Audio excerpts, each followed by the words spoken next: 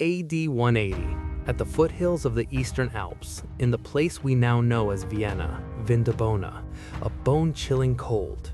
The frozen surface of the Danube glistens faintly in the first light of dawn. In this garrison town on the northernmost frontier of the Roman Empire, a farewell scene is unfolding that will alter the course of history. The garrison is on high alert.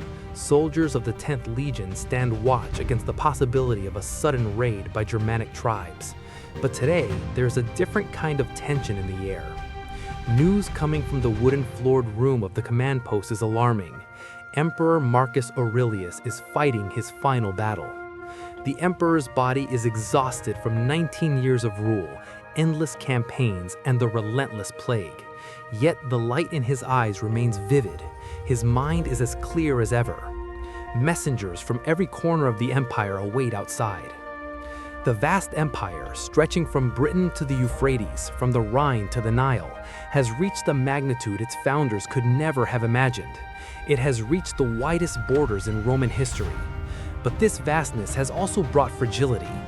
The borders are constantly under pressure. The Parthians in the east, the Germanic peoples in the north. Marcus holds the papyrus scroll beside him with a trembling hand. The thoughts, doubts, and decisions of the past 20 years are hidden within these pages. An emperor's most intimate confessions are actually these notes, an answer to one of humanity's greatest questions. Does absolute power truly lead to absolute corruption? Rome's answer was clear after all. Nero burned the great city. Caligula made his horse a senator, and Domitian killed thousands in his paranoia. It was as if there were an unwritten law. As power increased, virtue diminished. But Marcus broke that law. How? Imagine that with a single gesture, cities could be burned, treasuries emptied, armies mobilized. No law, no power could limit you, and yet you use that limitless power for virtue. Not for a day, not for a month, but for exactly 19 years, every single day without exception. The guards in the room could not hold back their tears. Marcus sat up one last time and looked out the window at the rising sun. "Do not weep," he said in a calm voice. "The sun rises every morning and sets every evening. I have fulfilled my duty, and now I am leaving." So how did this story begin? How did an ordinary Roman aristocrat transform into the most extraordinary emperor history has ever seen? The answer lies in a child's first encounter with philosophy. Let's journey back to Marcus Aurelius' childhood and witness the birth of an emperor together.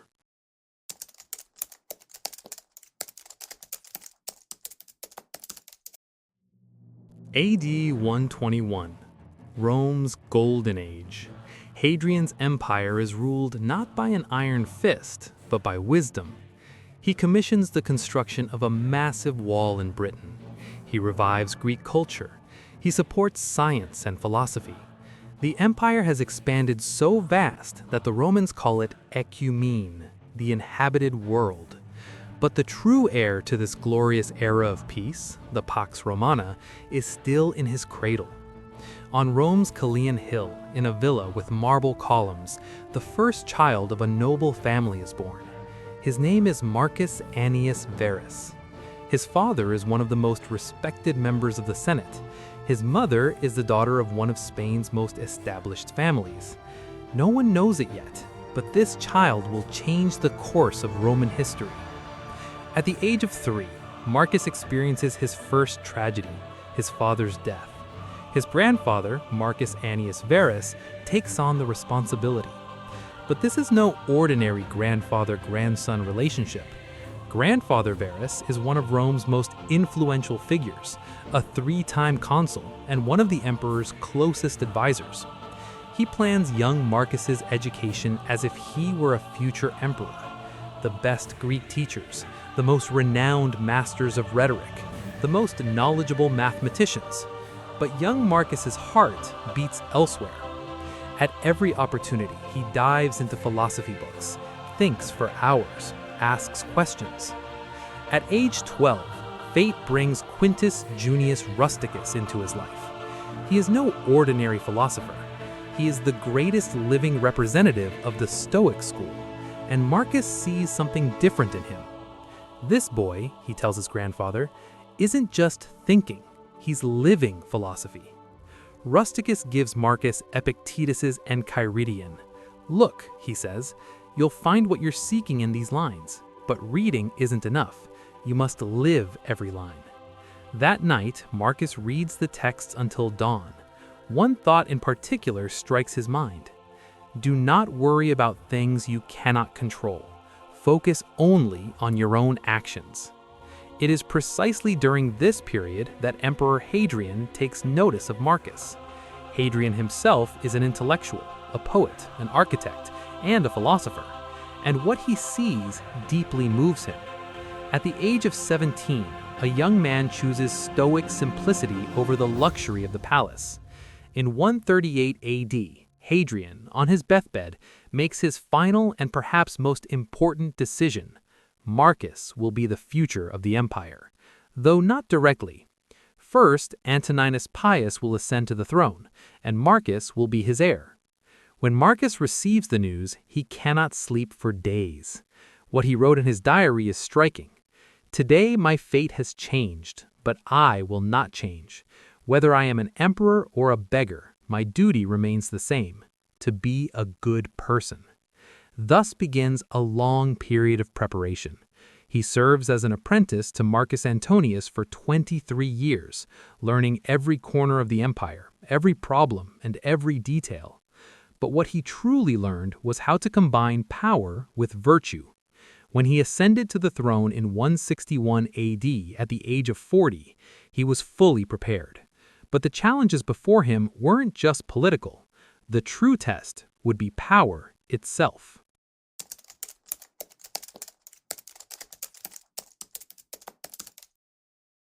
In 161 AD, the Roman Empire was a structure without parallel in history. This vast entity, stretching from Britain where the sun sets to the Euphrates River where it rises, from the frozen Rhine to the scorching deserts of Africa, united under a single roof peoples who spoke 20 different languages, worshipped hundreds of gods, and possessed traditions dating back thousands of years. What held this seemingly unmanageable structure together was not merely the power of the Roman legions. There was something deeper. Romanitas, the idea of being Roman. Whether a Greek philosopher, an Egyptian priest, a Syrian merchant, or a Spanish farmer, everyone now felt themselves to be Roman. The first decision Marcus made upon ascending the throne was revolutionary in Roman history. He declared his brother Lucius Verus co-emperor. The Senate was stunned. In a system accustomed to the absolute rule of autocracy, sharing power was unheard of. 2 minds are better than one, he wrote in his diary. 2 pairs of eyes see better. The empire is too heavy a burden to rest on the shoulders of a single man. He was also making unprecedented changes at the palace. The imperial palace had traditionally been the center of luxury and opulence, gilded walls, ivory beds, marble pools. But Marcus's study, as the Historia Augusta put it, was indistinguishable from a philosopher's cell. One day, chief physician Galen could no longer contain himself and asked, "My lord, why do you subject yourself to such hardship? A little comfort?" Marcus's reply summed up his entire philosophy of governance. Does a shepherd become a shepherd by devouring his flock, Galen?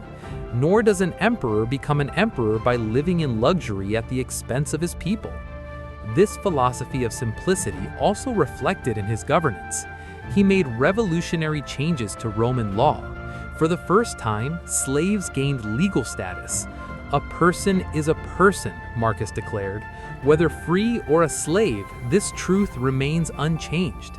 He opened schools for orphan children, took strict measures against corruption in the provinces, and completely overhauled the justice system, the most striking reform of all. He would sit in court for hours, listening intently even to the smallest case. One day, a property dispute that seemed trivial lasted a full 11 days, and the senators hadn't even begun to grumble. Is it really necessary to spend so much time on such a small case? Marcus's response is still displayed on the walls of law schools today. Even the case of Rome's smallest citizen is as important as the greatest war. Justice cannot be rushed. His use of the treasury was also revolutionary. While previous emperors squandered wealth on palace entertainments, Marcus allocated this money in entirely different ways. He established educational funds for the children of poor families, sent aid to cities affected by the plague, and arranged grain shipments to regions suffering from famine. His private life was equally exemplary. His marriage to his wife Faustine commanded respect even in Rome's gossip-filled society. They had 13 children. Every evening, after his imperial duties were finished, he spent time with his children. He showed particular affection for his youngest son, Commodus, perhaps because of some troubling signs he saw in him. There was a thought he often repeated in his diary. The empire is not a pleasure, but a responsibility. Every evening, ask yourself, how well did you fulfill this responsibility today? How many lives did you touch? What did you do to make the world a slightly better place? This approach was profoundly changing Rome. For the first time, an emperor was using his power not merely for power's sake, but for the sake of goodness. But Marcus faced more than just governance issues. Far greater trials were on the horizon. In the spring of 165 AD, caravans arriving from the east brought to Rome not only silk and spices, but also an invisible enemy. An enemy against whom neither sword could cut nor shield protect. The Antonine Plague was silently advancing toward the heart of the empire. The records of Chief Physician Galen revealed the gravity of the situation. Hundreds of bodies were being collected from the streets of Rome every day.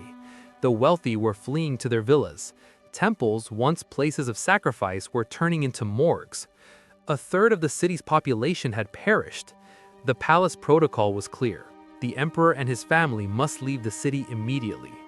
Even Marcus's advisors and his brother Lucius Verus were advising this. But Marcus made what may have been the most important decision of his life. He did not merely stay in Rome. He threw the palace gates wide open. He allocated an enormous budget from the treasury.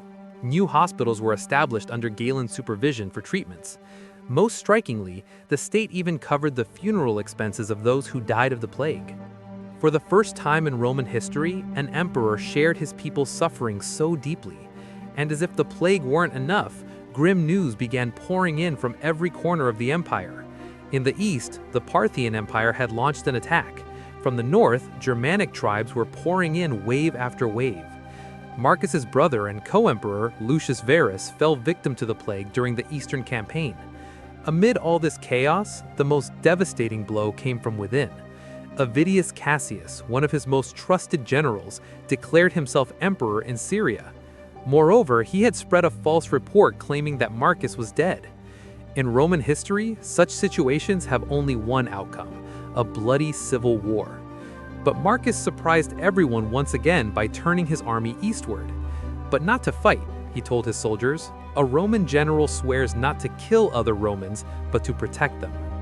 Avidius Cassius was killed by his own soldiers while Marcus was still on the road. Now everyone was waiting. How would the traitor's family and supporters be punished? Marcus did the exact opposite. He didn't just pardon them, he provided protection for the spies' children. During this period, he was enduring immense personal suffering. His beloved wife, Faustina, had passed away. Most of his children had died at a young age. And perhaps the greatest pain was the transformation he saw in his surviving son, Commodus. The young prince was growing up as a wild, violent youth, the very opposite of his father's values. His diary offers clues on how he weathered this difficult period. Every hardship is an opportunity, he wrote. The plague teaches mercy. War teaches the value of peace. Betrayal teaches forgiveness. He resolved the Parthian threat through diplomacy. Even when forced to wage war against Germanic tribes, he granted them land after victory. He granted them Roman citizenship. Defeating the enemy is easy, he told his generals. The hard part is making them friends. In 178 AD, despite being nearly 60 years old, he embarked on his final great campaign, leading his army through the freezing cold of Germania. At night, by the flickering light of a candle in his tent, he would jot down notes in his diary. My body is weary, but my spirit is strong. If duty calls, age is just a number. During this period, he had an interesting routine at the military camp. Every morning, he would rise at dawn and watch the sunrise. An officer once asked, "Why do you watch the sunrise every morning, sir?" Marcus's answer seemed to sum up his entire philosophy of life. Just as the sun never fails to rise, so must I fulfill my duty until my last breath. And now that final test was approaching. In the year 180 AD, winter would strike Vindobona harder than ever before. Marcus's final and perhaps most difficult test was about to begin. During that merciless winter of 180 AD, the Vindobona military headquarters was enduring the most trying days in its history. Outside, the threat of Germanic tribes. Inside, an even greater concern. Marcus Aurelius lay on his deathbed. Only his closest companions were present in the room. Commodus, the imperial council, a few loyal guards. According to Historia Augusta, Marcus was preparing to deliver his final lesson. But this was no ordinary farewell. These are not the final words of an emperor, but of a father, of a philosopher, said Marcus to Commodus in a trembling yet resolute voice. I am leaving you not just a throne, but a responsibility. He pulled out the worn papyrus scrolls from under his pillow, his famous diary, and handed them to his son. My true legacy is written here. Power must not control you. You must control power. Not the slightest change crossed Commodus's face. He ignored the worry in his father's eyes. Marcus knew. In recent years, he had witnessed his son's obsession with gladiator fights, his violent temperament, and his penchant for luxury. Even as his illness progressed, he did not relinquish state affairs. He listened to reports from the German border, issued orders, and made final adjustments, all while jotting down his final notes in his diary. Perhaps I failed as a father, but as a human being, I did my best. In the final days before his death, he repeatedly imparted the same lesson to those around him.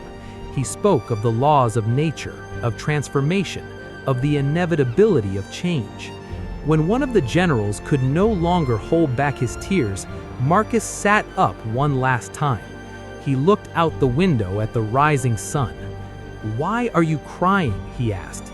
His voice was now very faint, but his words were sharp. Look up. Can't you see the law of nature? Everything transforms.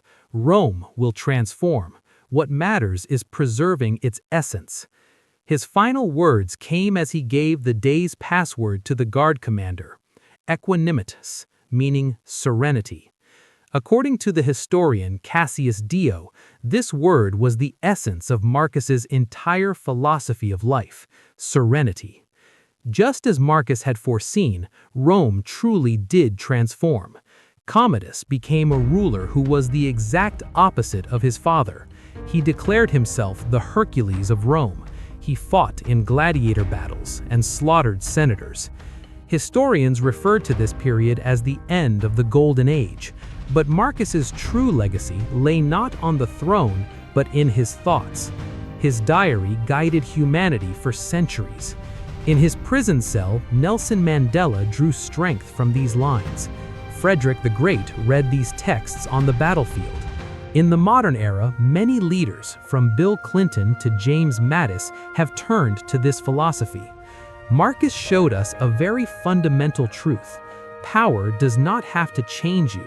You can remain a good person under any circumstances.